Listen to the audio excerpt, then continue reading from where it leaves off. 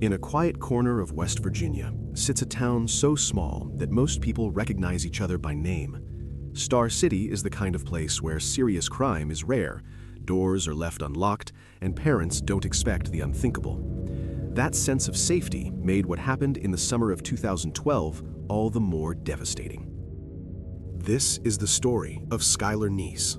Skylar was 16 years old, an age defined by late-night laughs, inside jokes, and dreams that still felt endless.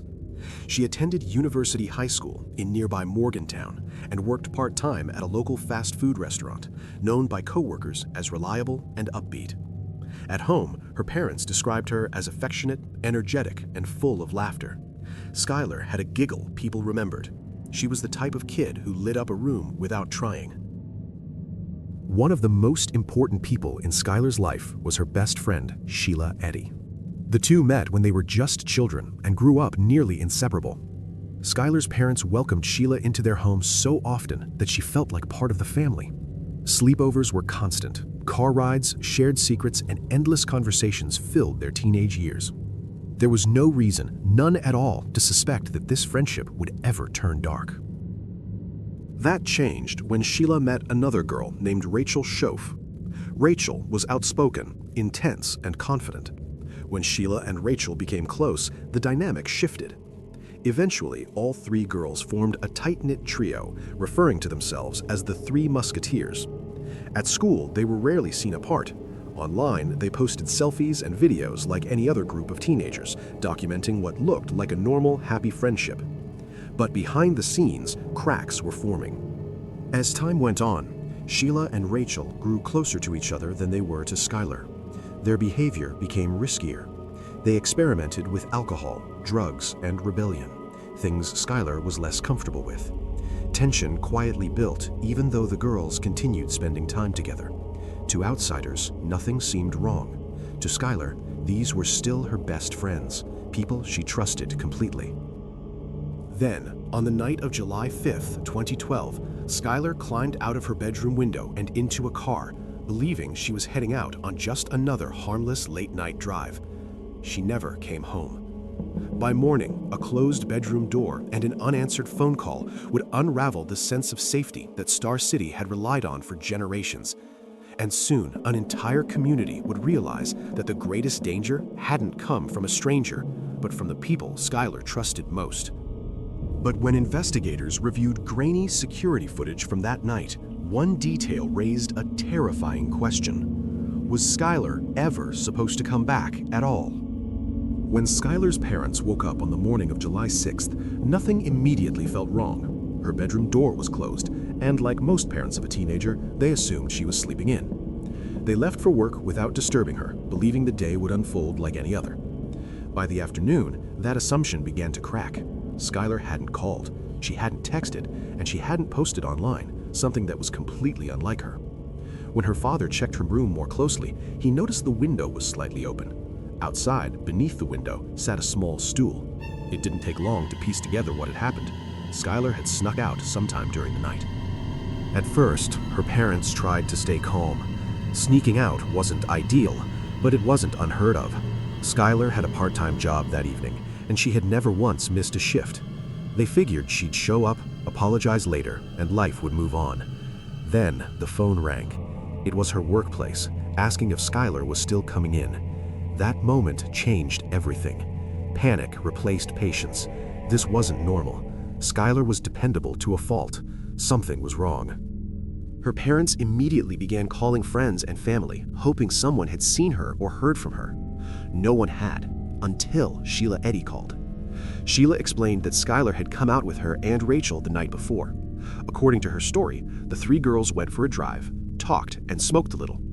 Sheila claimed they dropped Skylar off a short distance from her apartment before midnight so she wouldn't get caught sneaking back in. Sheila said she'd assumed Skylar made it home safely. The explanation didn't bring comfort. It raised more questions than answers. Police were contacted and Skylar was officially reported missing. Fortunately, the apartment complex had security cameras and Skylar's mother asked to review the footage from the night before. What they saw was both relieving and terrifying. Just after midnight, the video showed Skylar walking out of the apartment complex and getting into a car. She didn't appear distressed, she didn't struggle, she climbed in willingly, and then the vehicle drove away. The problem was the footage itself. It was grainy and unclear, no license plate, no clear make or model, not even a definitive color. It confirmed Skylar left, but it offered no clue as to where she went or who she was with. Even worse, police explained that because Skylar appeared to leave voluntarily, there was little they could do right away. No Amber Alert, no immediate statewide search. Time, the most critical factor, was slipping away. The next day, Sheila joined Skylar's family in searching and handing out flyers. Rachel, however, left town for a 2-week church camp, despite being one of the last people to see Skylar alive. It struck many as odd, but at the time it wasn't enough to raise official suspicion. As days passed with no sign of Skylar, fears settled over the town. Rumors spread through the school halls. Theories grew darker by the hour. And while everyone hoped Skylar would walk through her front door at any moment, investigators were quietly beginning to question whether the truth was far more sinister. But as police dug into phone records and surveillance data, they uncovered one lie that would crack this case wide open, and it pointed straight back to the people searching for Skylar themselves. As the days turned into weeks, hope slowly gave way to dread. Skylar Neese hadn't called, hadn't posted, and hadn't been seen anywhere. Flyers covered telephone poles. Her parents appeared on local news begging for answers. Star City, once quiet and predictable, felt tense and unsettled. Behind the scenes, police hadn't stopped working the case. From the beginning, investigators paid close attention to Sheila Eddy and Rachel Schoaf. They were, after all, the last known people to see Skylar alive. When questioned, the girls' stories matched perfectly, almost too perfectly.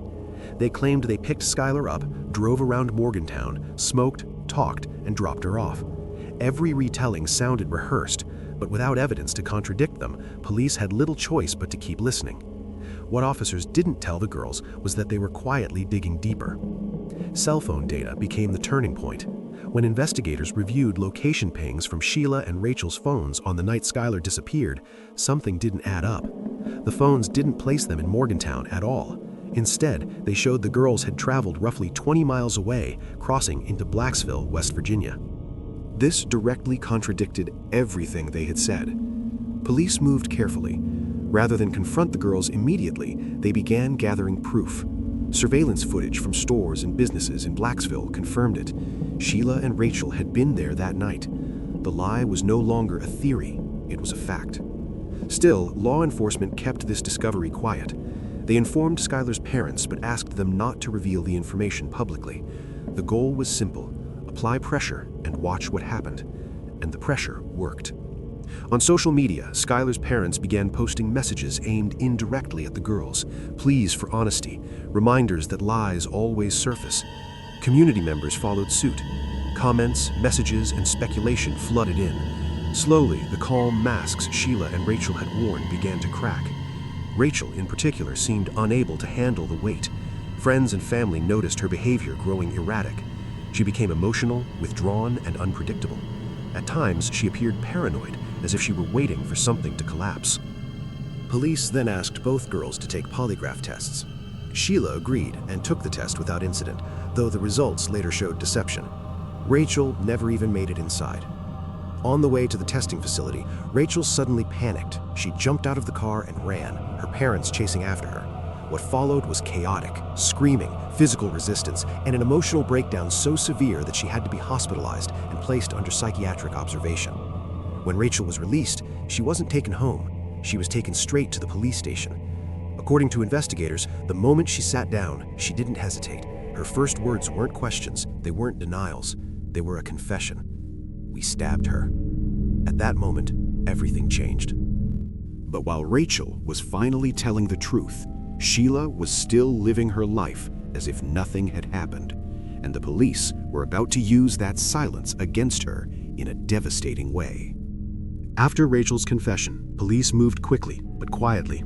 She agreed to cooperate fully, and with her guidance, investigators traveled to a remote wooded area just across the state line in Pennsylvania.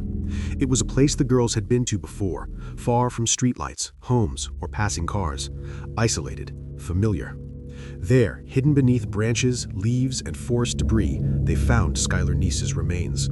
Authorities made a deliberate choice not to announce the discovery right away. They wanted to see how Sheila would react if she believed the secret was still safe. And so, for weeks, Sheila continued her daily routine, going to school, posting online, and publicly mourning her best friend. Her social media posts were chilling in hindsight.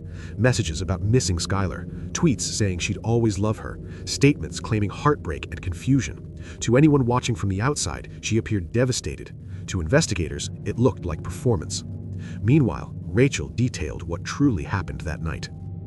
She said the girls had driven Skylar to the wooded area under the pretense of hanging out, just like they had done before. Once they arrived, Sheila and Rachel told Skylar they had forgotten a lighter. As Skylar turned toward the car to retrieve one, the two counted silently, 1, 2, 3, and attacked her. The violence was sudden and overwhelming.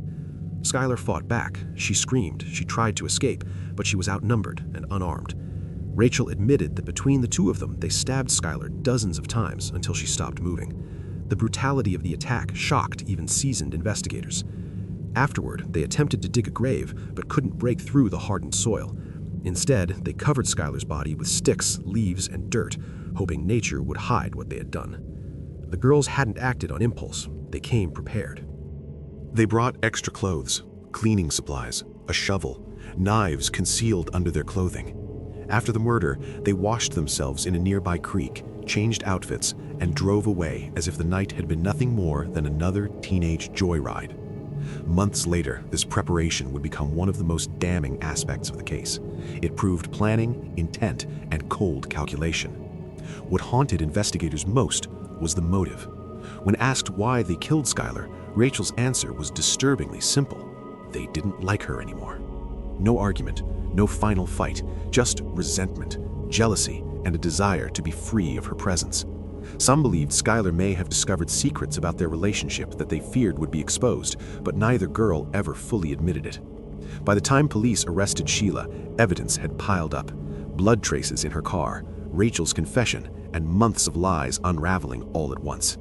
The image of three inseparable friends was gone forever. All that remained was the aftermath and the courtroom battles that would decide how much their lives would cost them. But when sentencing day arrived, the contrast between the two killers couldn't have been more different, and one reaction would leave Skylar's family stunned. When arrests were finally made, the town of Star City exhaled, only to realize the nightmare wasn't over. In May of 2013, police took Sheila Eddy into custody after forensic evidence linked her directly to the crime. Blood found in her vehicle removed any remaining doubt. Rachel Schoaf turned herself in the same day, already having confessed. The legal paths of the two girls quickly diverged. Sheila was charged with kidnapping and first-degree murder. She showed little emotion throughout the process, no visible remorse, no public apology. Her defense attempted to have her tried as a juvenile, citing her age at the time of the crime, but the court denied the request. In 2014, Sheila pled guilty and was sentenced to life in prison with the possibility of parole after 15 years. She would serve her sentence in an adult correctional facility. Rachel, on the other hand, was charged with second-degree murder due to her cooperation with investigators. She received a 30-year sentence and became eligible for parole after 10 years. During her sentencing, Rachel wept openly. She read a prepared apology to Skylar's parents and expressed regret for her actions. Some observers believed her remorse was genuine. Skylar's father did not. He pointed out that true remorse would have meant taking responsibility from the beginning, not months later when the pressure became unbearable. The judge partially agreed, allowing Rachel to remain in juvenile detention only until adulthood before facing review for transfer to an adult prison. Public reaction to the case was intense. Mugshots of both girls circulated online, showing them smiling, images that disturbed many and fueled outrage. The idea that two teenagers could commit such calculated violence against their closest friend forced uncomfortable conversations about trust, influence, and the hidden lives people live behind curated social media posts. Yet, out of tragedy came change. Skylar's parents refused to let their daughter's death fade into statistics. They advocated tirelessly for improved protections for missing teens, pointing out a critical flaw in existing alert systems. At the time, many states required evidence of abduction before issuing an Amber Alert, even if a child was clearly in danger. Their efforts led to the creation of Skylar's Law in West Virginia. The legislation allowed alerts to be issued for missing children believed to be at risk, regardless of whether abduction could be proven. The bill passed in 2013, ensuring that future families might get help faster than the Neeses ever did. Today, Skylar Neese is remembered not only for how her life ended, but for the impact it had. Her story is a brutal reminder that danger doesn't always come from strangers, and that trust, once broken, can carry unimaginable consequences. So if there's one question this case leaves behind, it's this: how well do we really know the people we call our closest friends?